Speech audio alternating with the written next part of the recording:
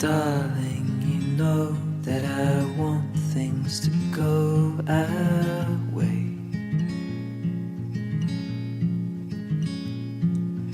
I'll try to reach you to lean every single day.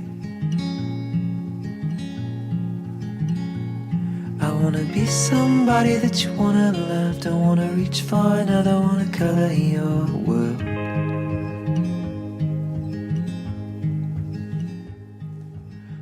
Le Moyen-Âge fascine toujours. Le Moyen-Âge va toujours fasciner les gens. On l'a vu avec la série fantastique. C'est une série fantastique. Game of Thrones. Tirée de récits fictifs sur des continents fictifs, mais avec une sauce moyenâgeuse. Et c'était un succès international. Game of Thrones a passé. C'est un grand succès. Et si aujourd'hui on parle de Robin des Bois, ou on parle de Jeanne d'Arc, le roi Arthur, les Templiers, on peut parler d'Henri IV, on peut parler de Guillaume le Conquérant. Que ce soit des personnages fictifs ou des personnages réels dans des contes, que ce soit des contes ou des réalités, il y a plein d'histoires, plein de personnages qui nous arrivent encore aujourd'hui. Puis le Moyen-Âge intéresse. C'est une grande période. Le Moyen-Âge, c'est une période d'à peu près 1000 ans qui commence quand l'Empire romain d'Occident tombe. C'est le début du Moyen-Âge, jusqu'à la chute de Constantinople et à la découverte de l'Amérique. Si vous voulez écouter un podcast qui parle un peu de ce sujet-là, j'ai enregistré mon 52e podcast qui se nomme « Empire », où que je parle justement de l'Empire romain d'Occident et de Constantinople. Chez les voyageurs, le tourisme médiéval existe. Les gens se déplacent, ils vont visiter des châteaux, ils vont voir plein de choses. Et c'est surprenant parce qu'il y a beaucoup de jeunes. Les jeunes adorent cette période-là et les jeunes aiment beaucoup l'histoire. Ils veulent s'imprégner d'histoire. Je prends la ville de Prague, la vieille ville de Prague avec le pont Charles et les églises. C'est très médiéval. À Édimbourg, la forteresse du 12e siècle, à Édimbourg, ou la ville de York, en Angleterre, et sa merveilleuse cathédrale gothique. Si on va en Normandie, il y a un village viking en Normandie qui est reconstitué, qui reçoit des dizaines de milliers de visiteurs. Au sud de la France, on est à 1 heure de Toulouse. Le village de Cordes-sur-Ciel, c'est une étape de Compostelle. C'est un village médiéval, presque intact. C'est incroyable. En Italie, Sienne, c'est tellement beau, c'est incroyable. C'est une ville presque intouchée. La ville au complet est intacte. On va à Monsanto, au Portugal. C'est un petit village qui n'a pas changé depuis les années 1000. C'est incroyable. Ou Carcassonne, la fameuse Carcassonne en France. Quelle belle cité-forteresse. C'est impressionnant. Et il y a une cité-forteresse très médiévale, très visitée aussi, la ville de Avila. Avila, que je connais bien, Avila qui est à peu près 100 km de Madrid, vers l'ouest. On est à Madrid, on s'en va vers l'ouest. Par l'autoroute, ça va plus vite, mais il faut toujours prendre des petites routes secondaires, c'est encore mieux. Avila qui est chargé d'histoire. 2 kilomètres de murailles, 88 tours. Impressionnant quand vous voyez les photos d'Avila et quand vous êtes sur place. ça vous prend en dedans de vous. C'est incroyable de voir ça. 88 tours, 9 portes. Si vous allez à la villa, il faut absolument passer 2 nuits à la villa. On ne peut pas juste être de passage à la villa. C'est nécessaire de s'imprégner de cet esprit médiéval-là. C'est l'esprit médiéval de la Castille. Il y a 2 Castilles. Il y a la Castilla-La Mancha, donc c'est Madrid vers le sud-est, et Castilla et Léon, Castille et Léon. Là, ici, on est dans le nord-ouest de Madrid. La Castille et Léon, royaume unifié mené par Ferdinand Ier, c'est de l'histoire.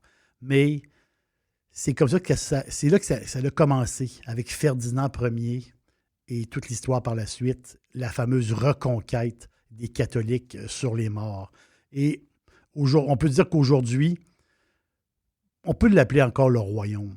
La Castille et Léon, c'est encore un royaume. C'est un royaume dans l'Espagne. Les grandes villes comme Valladolid, Salamanca, qui est incroyable, Salamanca, Burgos, un peu plus au nord.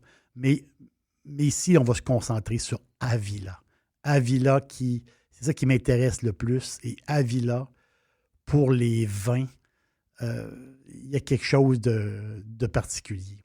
C'est sûr qu'on n'est pas ici en Rioja. On n'est pas en Penedès non plus. On n'est pas dans la vallée du Duero. C'est une région viticole un peu difficile, un peu oubliée. C'est des terres de roche, perdues dans les collines. Autour d'Avila, si on se promène un peu sur les petites routes campagnardes, les petits villages, c'est incroyable. Les petits villages. Et on arrive à des endroits où on se demande s'il y a des gens qui passent par là. Mais une chose est sûre, que si vous arrêtez dans tous ces petits villages-là, autour d'Avila, et vous allez au petit bar du village, vous allez vous faire des amis, je vous le garantis. Après 1 heure, les gens du village vont être vos amis. L'Espagne, c'est comme un grand château infini. C'est ça l'Espagne. Quand on circule dans le château, on rouvre des portes et c'est là qu'on découvre des merveilles. Je vous le dis, des merveilles. C'est arrivé, c'est mon histoire, c'est arrivé à Telmo Rodriguez, un jeune homme. Lui et son ami Pablo, c'est 2 passionnés de vin. L'autre, il faisait affaire un peu plus au nord de l'Espagne. C'est des gars de vin. Et puis, à un moment donné, par hasard, par pur hasard, sur une route de travers, entre Avila et Madrid, ces 2 gars-là, ils tombent sur un vignoble abandonné. On est au tournant des années 2000. Et les gars arrêtent sur le bord de la route. Et là, ils s'aperçoivent qu'ils voient les collines, ils voient un peu, ils se promènent, et ils s'aperçoivent que, coudonc, ici, c'est un vignoble complètement abandonné, des vieilles souches de grenache noire dans un sol tough, un sol d'ardoise, un sol de granit, puis un sol très, très peu profond aussi. Puis vraiment, ça avait besoin de drainage. C'était complètement abandonné. Des vieilles souches. On se demande comment ces souches-là faisaient pour vivre encore. C'est incroyable. Et eux autres, qu'est-ce qu'ils ont fait? C'est qu'ils ont voulu redonner vie à ce vignoble-là. Imaginez-vous, là, vous voyez des vieilles souches et à travers, vous avez des arbustes qui poussent et à travers la roche. Une terre extrême, un vignoble impossible. Mais c'est ça l'Espagne. Quand on ouvre une porte de la chambre, d'une chambre du château, on découvre une merveille. Et ces vieux pieds de vigne-là, ben, c'est une merveille. C'est une merveille qui a repris vie. C'est incroyable. Les gars ont réussi à transformer un vieux camp de chasse Et ils ont fait une bodega. Donc, ils se sont installés là, en plein cœur en plein cœur de tout ce grand paysage-là de vieilles vignes, quasiment en brousse. C'est une végétation de haut plateau. Ils se sont installés là et ils ont décidé vraiment. Ils ont mis leur effort. Ils ont dit, on va faire revivre ce vignoble-là. Quelle histoire incroyable. Ils font 3 vins, mais le vin, parce que les autres, ils sont un peu partout, ils sont situés un peu partout en Espagne, mais le vin qui vient justement de cette vieille vigne-là, près de Ávila, c'est le Zeta. Z-E-T-A. Zeta qui est une bouteille quand même abordable. C'est une récolte manuelle. On n'a pas le choix de récolter ce vin-là d'une façon manuelle. On est à travers la roche. Ils réussissent à ramasser du raisin. Ils ont fait revivre ça. Et le jus passe 6 mois en barrique et 6 mois en réservoir de stainless. Ça tire un vin de presque 15 % d'alcool. Mais on n'y croit même pas à 15 % d'alcool. C'est un vin d'une délicatesse incroyable. Cerise, pas trop boisé. Un grenache soyeux, incroyable. C'est soyeux à presque 15 % d'alcool. C'est vraiment une belle surprise. Je cherche les mots. Le mot le plus incroyable, c'est splendide. C'est un vin splendide. Des vieilles vignes qui donnent à peu près 15 hectolitres par hectare. Donc, c'est une petite affaire, mais quand même, c'est incroyable. Quel grenache fantastique. C'est la garantie. Vous mangez du bœuf, vous avez du bœuf au menu. Il faut avoir sur votre table une bouteille de Zeta. Vous allez l'adorer.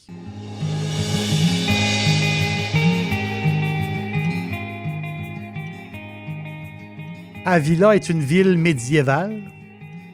C'est un héritage qu'il faut découvrir lentement. Il faut passer 2 nuits à Ávila. À différents moments de la journée, la lumière change. Et sur tous les bâtiments de la ville, il y a des reflets blancs sur le granit gris et des reflets orangés sur le granit Calenio. Un granit vraiment spécial. Et là, on regarde le spectacle. On est assis à une terrasse. On regarde le spectacle de la lumière. On mange des petits tapas. Et on boit un excellent garnacha, un grenache de Castille et Léon. Le vin, c'est le Zeta, Pegaso Zeta. Vous allez triper. À la prochaine.